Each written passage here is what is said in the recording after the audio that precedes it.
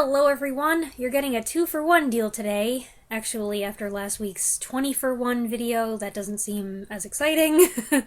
Here's something I've had on my to-do list for a long time, and I bet some of you aren't surprised to find that I'm reviewing 1974's The Land That Time Forgot, based on the 1918 novel by Edgar Rice Burroughs. And for kicks, I'm throwing in its sequel, 1977's The People That Time Forgot. The Land That Time Forgot is currently available to watch for free with ads in great quality on YouTube's Movies and TV channel. I've put a link to that in my description. There are a couple uploads of it elsewhere on YouTube, but they may not look as clear. I started watching one of those and got a couple minutes in and was like, maybe there's something better here, and I found this one, which was far superior.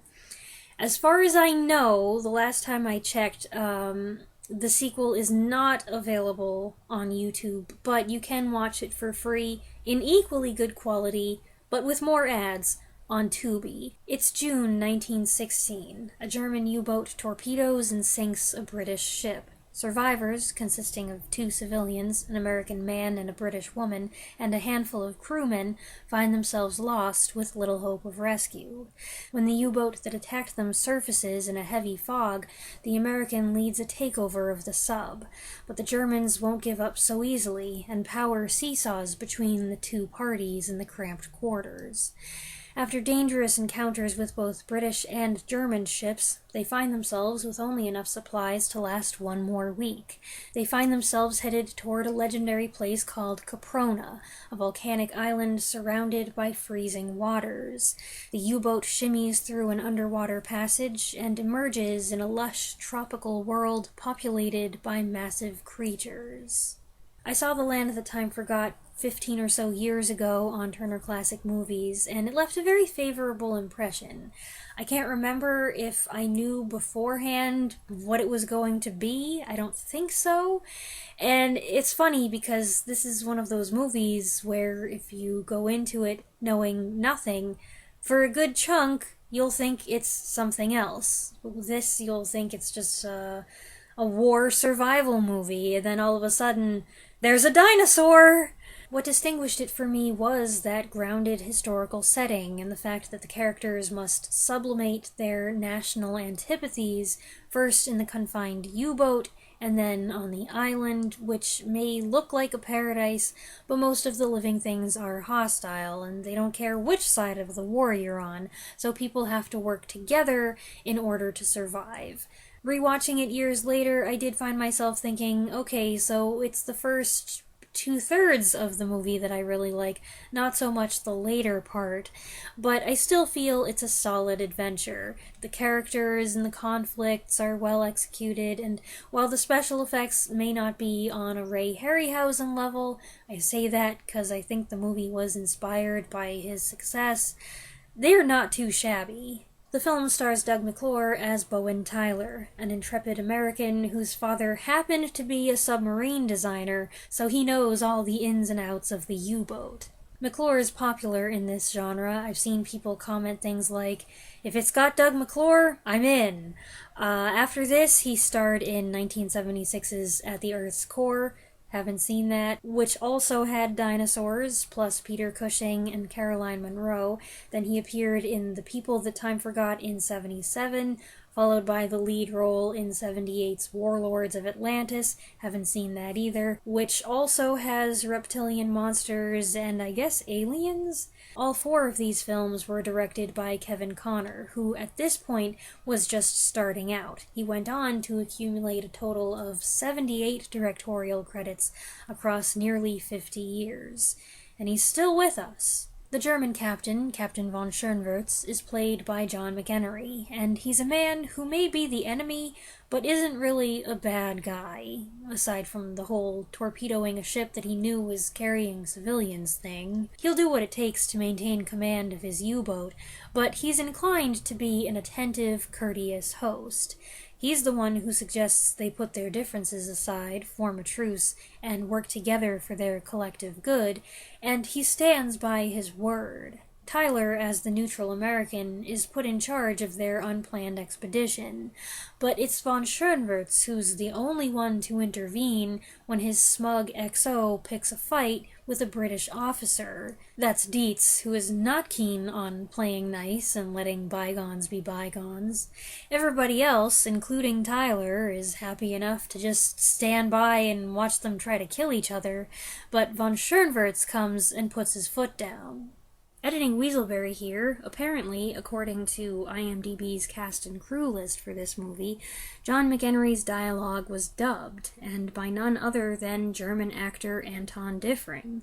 No wonder his voice sounded unusual and reminded me of someone else. Why didn't they just cast him in the movie? Was he considered too old to be convincing as a U-boat captain? Susan Penhaligon co-stars as Lisa Clayton, who is a biologist. How convenient that turns out to be. She really looks and sounds the part of an Edwardian young woman on a Lost World adventure. She's very correct, but also plucky. I really liked her character and her dynamic with the others. She occupies Captain von Schoenwurtz's quarters and uses his scientific equipment, and because he has biological knowledge himself, they essentially form the research team. There's no romantic pairing there, although I felt like there was some potential. We see more of her interacting with him than with Tyler. No sooner do they emerge on Caprona than the stunned humans find themselves under attack, and this is when the dinosaurs come into it. By the way, if I misidentify any beasts in this video, don't blame me, I'm just repeating what the characters called them. And if I misuse the term dinosaur, don't worry about it. Some of the dinos here can be a bit slow and weavy in their movements, but they seem tangible, and most of the time they look like they're really occupying the same space as the actors. The pterodactyls are pretty stiff, and while I can easily overlook the visible wires that show up 50 years later on our huge, high-definition screens, it's the fact that the wings don't flap that I find disappointing. The dinosaurs in the water are decent, though. They're obviously puppets with a notably stiff tongue, but they're well done.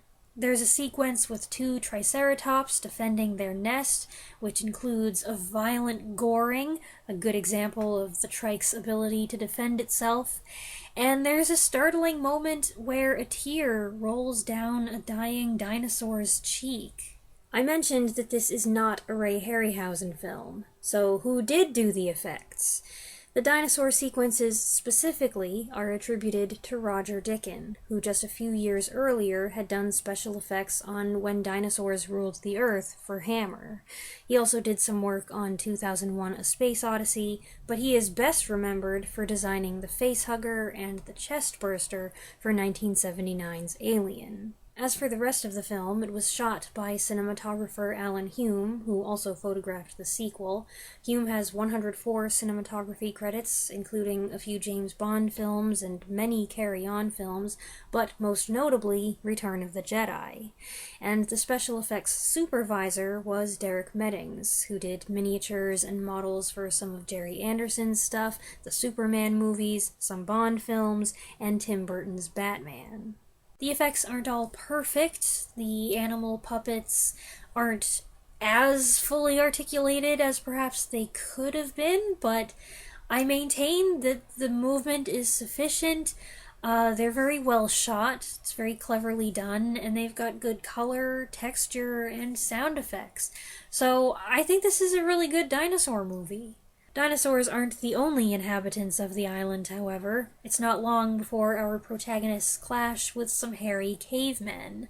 They befriend one who calls himself and bring him aboard the sub, where everyone's in awe of each other. They struggle to communicate, and I like McClure's little shrug, like, I don't know what he's saying. Thankfully, Lisa is somehow always able to interpret Om's meaning. The group is puzzled by the apparent diversity in Om's tribe, and soon they uncover the island's secret. It's an environmental anomaly. Every living thing is advancing biologically at a rapid pace, and the further north you go, the more evolved the specimens. It's a completely preposterous concept. This is the part of the plot I had forgotten about, the part that I didn't care about as much, and I had to put extra effort into suspending my disbelief, but I enjoyed the movie otherwise. It does have some long fisticuff scenes, so does its sequel, and the eruption is kind of a deus ex volcano that gets our heroes out of the frying pan into the fire. And it prompted me to wonder, did our group trigger this natural disaster somehow with their actions, or did they just happen to find the island right before this was due to happen anyway?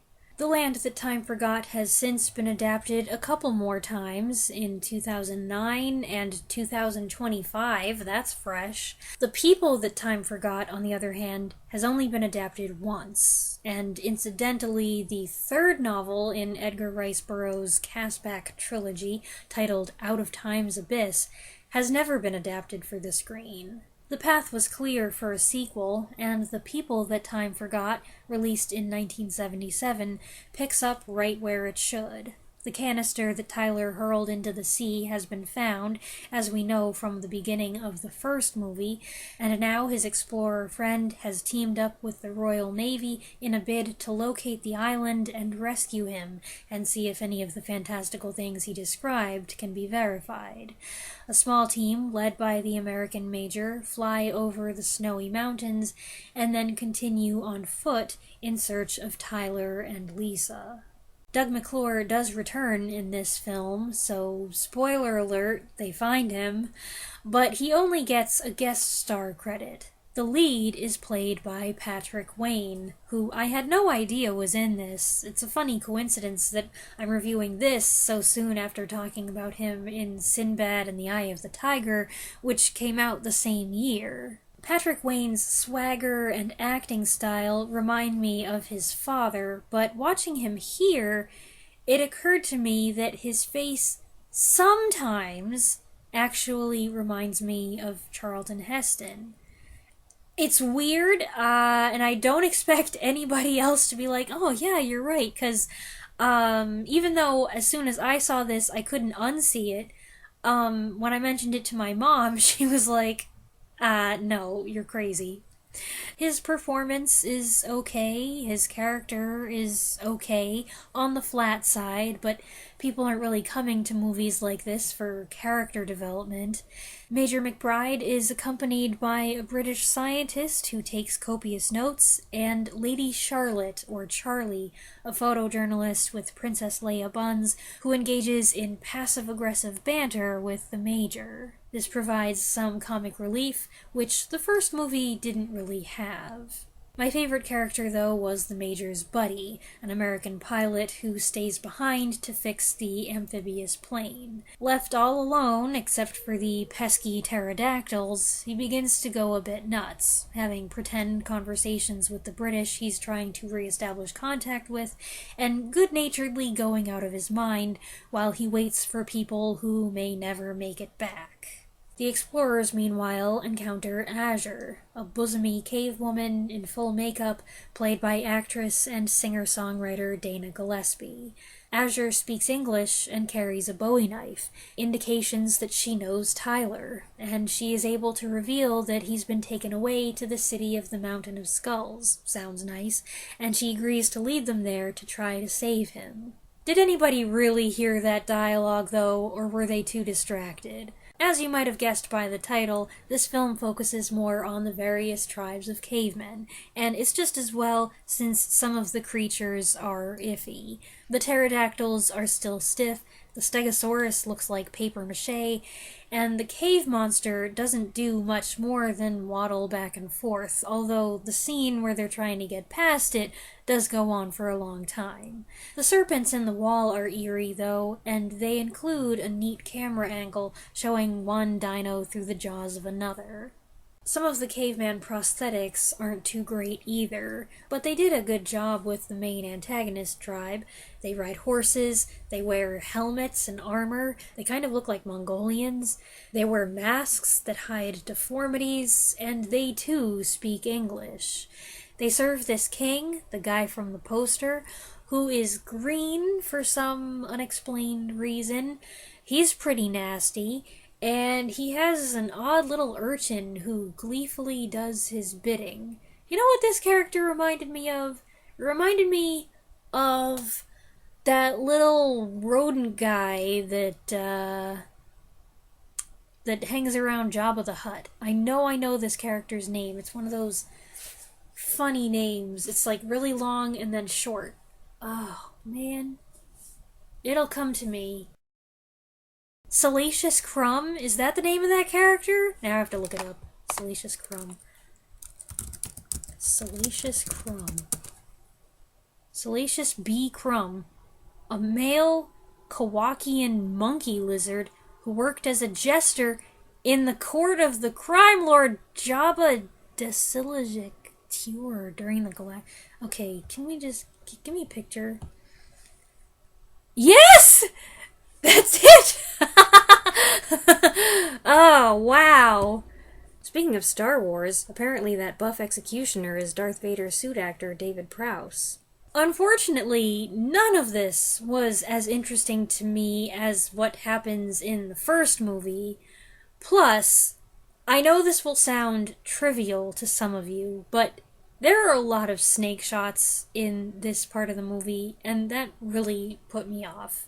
While the ladies are prepared to be fed to the volcano god in a pit of fire, the men are thrown into a prison decorated with crusty old bones and cobwebs, and that's where we're finally reunited with Tyler. For the first couple minutes, we don't see his face, and his voice is muffled, which makes me wonder if they didn't really have Doug McClure on set for this scene, and they used a stand-in instead. That, or McClure didn't want to do the Kool-Aid Man stunt. Finally, McClure comes out, looking like Moses, according to my mom, and more things happen which I won't take the time to describe, and then the mountain starts exploding. Literally, it's like the characters are running through a minefield, the way things are just and what's up with the sound effects? Ultimately, though there are things to be critical of, this movie's okay. It's sufficiently diverting most of the time. It looks just about as good as the first one, and it also has a nice score composed by John Scott. It's just not as engaging or as memorable as the first one, in my opinion, and I can see why it tends to be overlooked. If you're only going to watch one, go with the first movie. That's what makes the most sense anyway. It's got a compelling story, it's well acted, and it has some attractive visuals and special effects. Overall, The Land That Time Forgot is a solid and fun fantasy adventure. And if you like it a lot, sure, go for the sequel as well.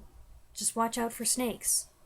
I hope you enjoyed this video. Let me know what you think of The Land That Time Forgot or The People That Time Forgot in the comments below, and I'll be back next Saturday with another review. Thanks for watching.